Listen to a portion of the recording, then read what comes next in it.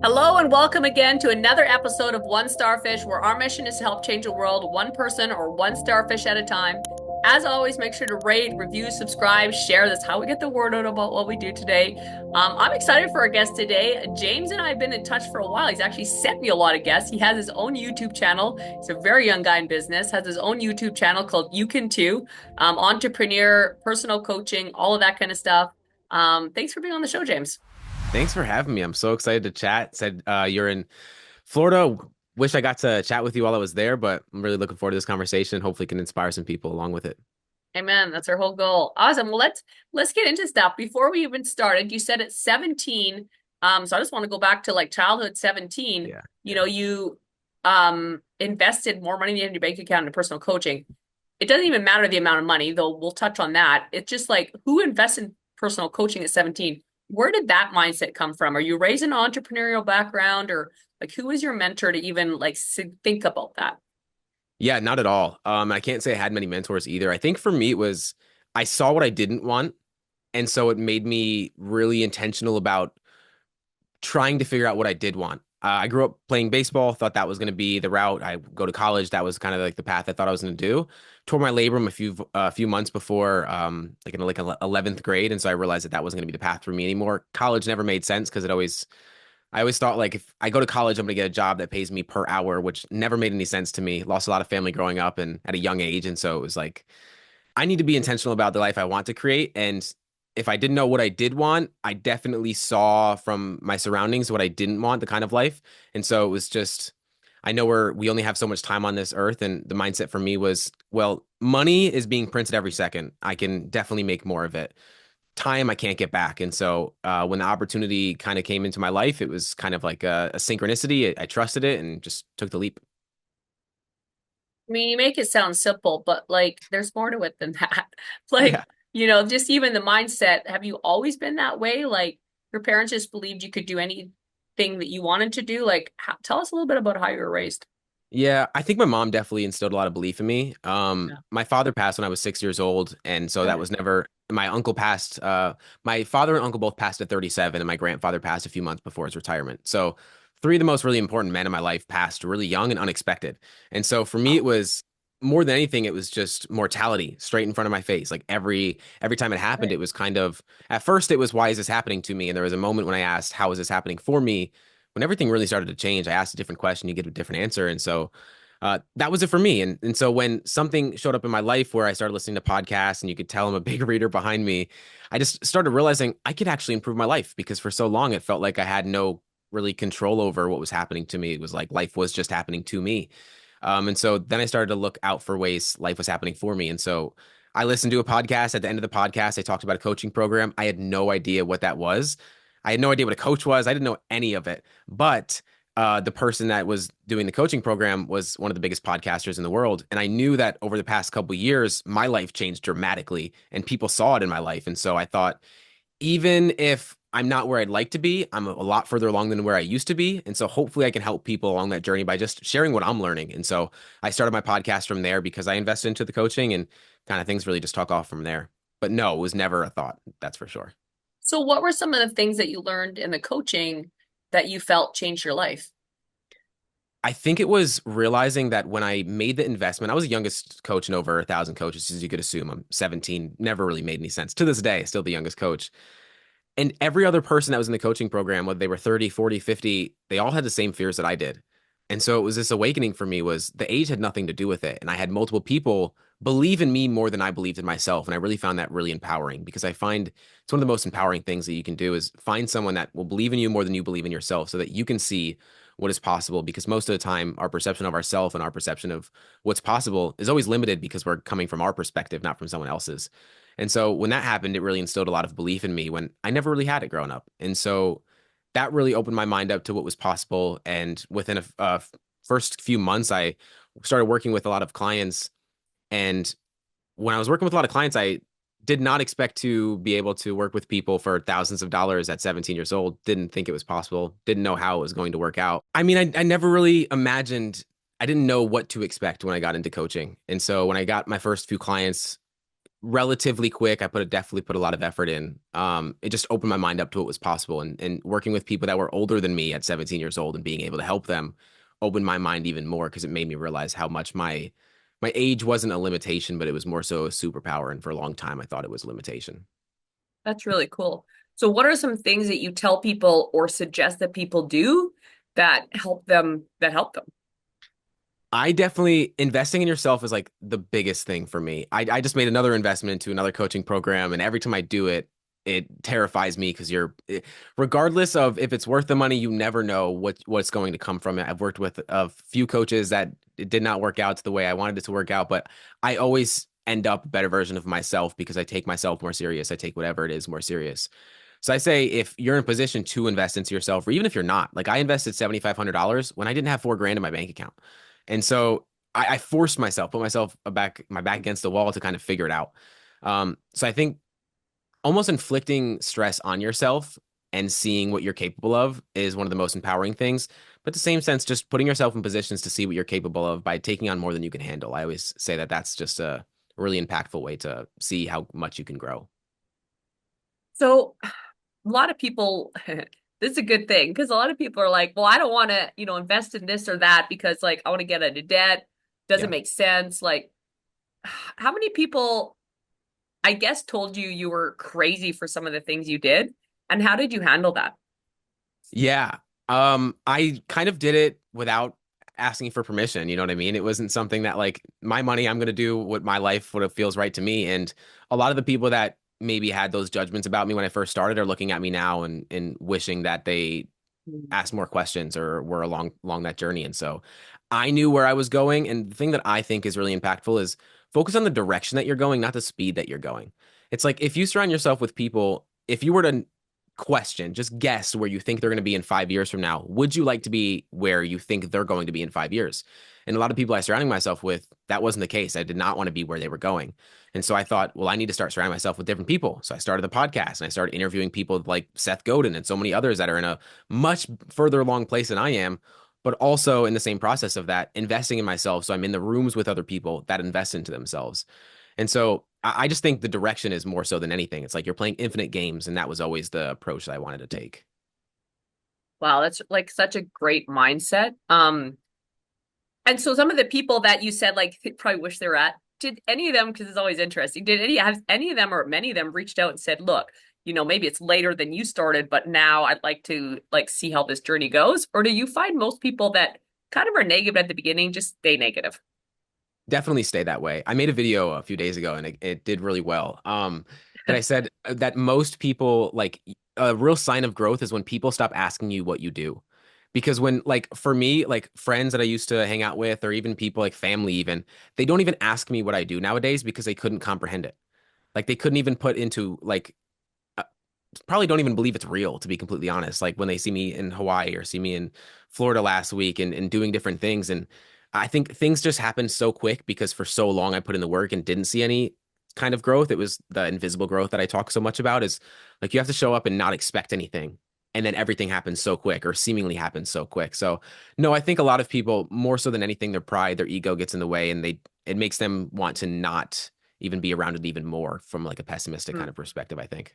That's a really good one for people. If you're listening to this, pay attention. That's really important. How long did you put in the work before you started to see results? I think for coaching, it was probably 3 months or so. I contracted 10K. That's the award behind me. And so it happened relatively quick, but it was also this realization that for a lot of people, when they invest into the coaching program, that was when the work stopped.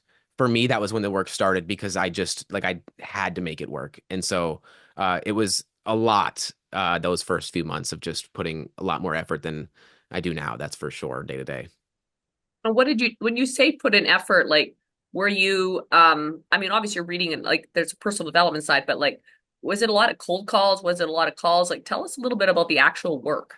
Yeah, I mean, it was I mean, when I first started making content to begin with was scary because I was still in high school. Like I had no idea. Like I'm still thinking about what other people think of me, you know what I mean? So Uh, just to start making content to begin with, I made a habit of posting every single day, showing up to the point where after 3 months, people have seen my face so many times, they feel like they know me. And so then we hop on a call, then we build a relationship, and then we move from there and see if I can even help people. And so in the beginning, it was just really genuinely kind of trying to understand where people were in their life and how I could help them. The weird thing for me was every person I worked with was at a different area in their life. Like the first person I worked with was a 25-year-old guy. The next person I worked with was a 43-year-old woman.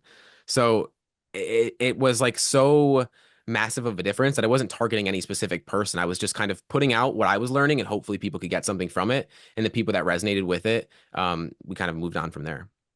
Yeah, it's really interesting. So you started, and did you find because of your age it was a problem, or did you just not let it be a problem? Because a lot of young people are like, well, no one takes me seriously because I'm like young. Yeah, I think both for sure. When I first got started, it was a big fear of like, are people going to take me serious? That kind of thing. I started to realize though, as soon as I hopped on a call with someone, I understood their pain so much that the thought of my age wasn't even a thought anymore because it was more so like felt them at like a spiritual level at such a level that I don't think they thought about my age after first meeting me. But you can't really tell until you connect with the person. You know, you can look online and see that they're talking about this or doing this kind of stuff, but so you actually have a conversation with the person, I don't think you really get a feel of who they are. But as soon as people started to talk to me, I realized it wasn't a problem. That's so you just from what I gather, you just didn't even think about it. Like I said, I think a lot of people think about it, and then because they feel it, they project it onto the other person. Yeah, I definitely did. I think, like I said, I mean, I had so many other coaches looking at me, just inspired by me investing into the coaching program to begin with. And I was so naive at the time that I was just like, I don't know, it just felt like the right thing to do. And so I think having other people kind of instill belief into me when I didn't so much have it in myself, it definitely made me believe in it a little bit more. That's cool. I like that. So where do you see yourself going in the next 5 to 10 years? What's your goal with your business, with your podcast, all the things? Yeah, I think it's a big question. I'm such a day-to-day person that I try not to expand too far out because I mean, I couldn't have predicted where I am right now a few years ago, let alone where I'm gonna be even next year. Like, I don't even know where I'm gonna be physically month to month. You know what I mean? Like, I genuinely am in so many different places that I couldn't tell you. I know that I just want to continue to play infinite games and continue to find ways to make it fun. Because if I'm not enjoying what I do, like it just at the end of the day that's why you become an entrepreneur to be able to find things that give you energy instead of take it from you. So continuously finding ways to get energy from what I do and not get too bored with it because I think that that's something a lot of people get really caught up in. Let's touch on that a bit because I think that's I don't know, maybe we'll see what your thoughts are. Common misconception.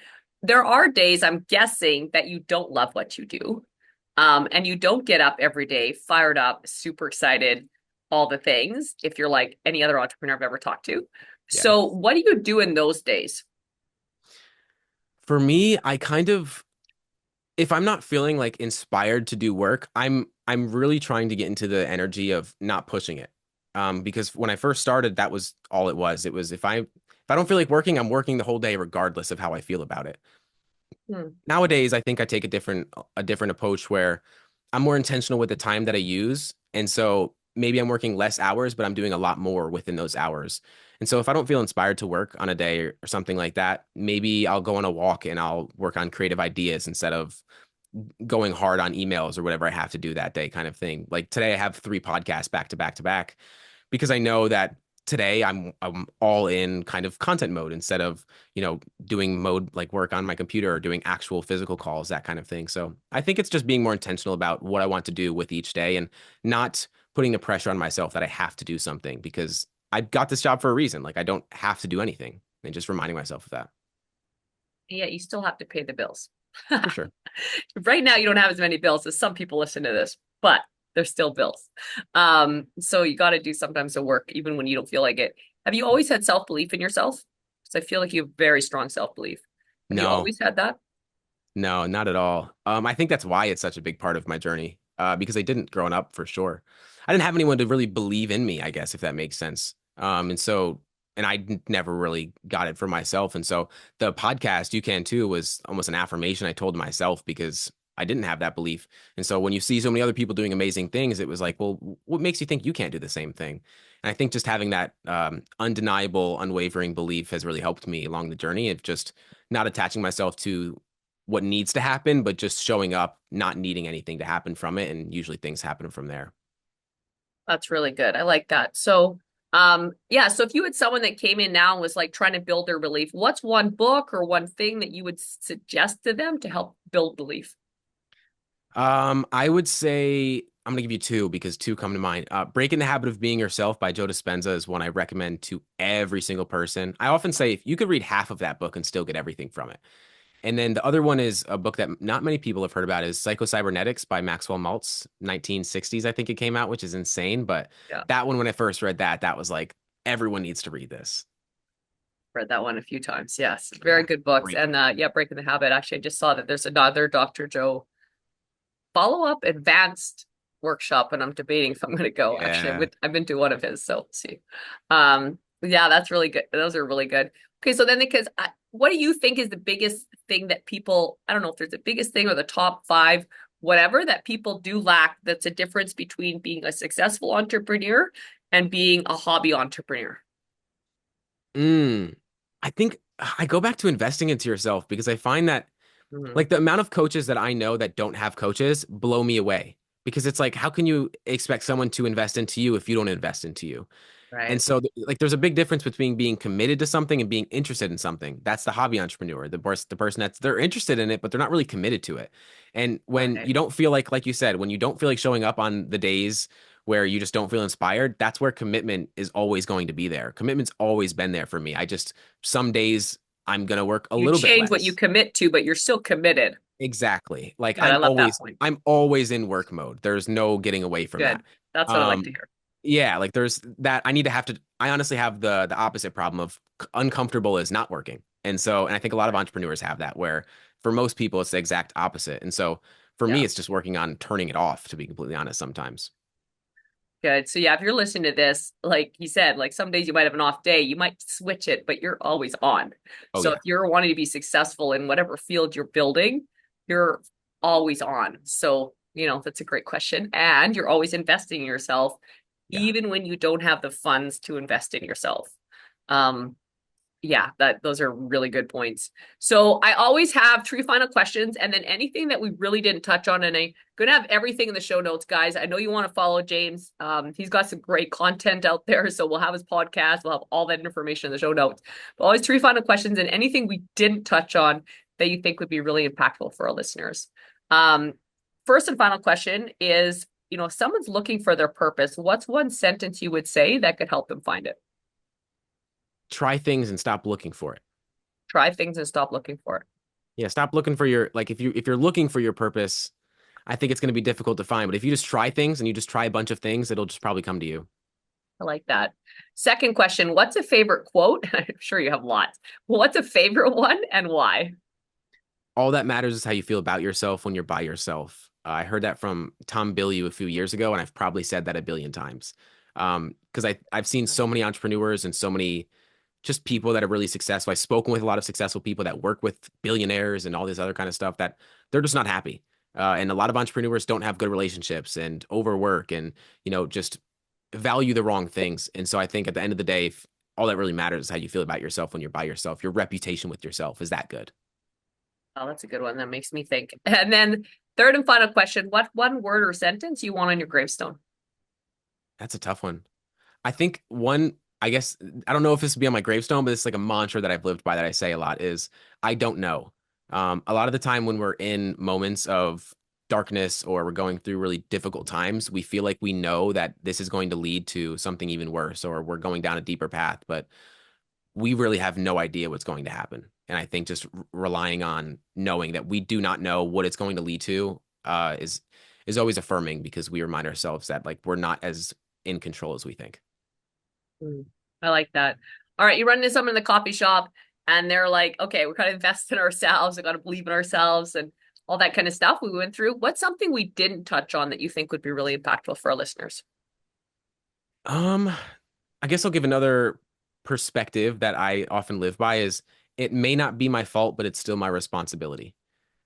So it may not be your fault that you're in the position that you're in. It may not be your fault that you got trauma from your parents. It may not be your fault that you grew up in a situation where you're not good with finances, whatever it is. It's still your responsibility at the end of the day. Like you can't put anyone in control of your life. It's you at the end of the day. So you have to take responsibility for even if you don't want to at the end of the day. I like that. That's a good quote. Perfect. Guys, like I said, make sure to reach out to James, follow him. We'll have all of the information in the show notes. Definitely, this guy's awesome. He's an up and coming young stud in the business, which is really, really, really cool. Our future is bright if we have a bunch more of you coming up. So that's a good thing, James. Let's go out there. Let's change the world one person or one starfish at a time. If we can change one life at a time together, we can change the world. Thanks for being on. Thank you.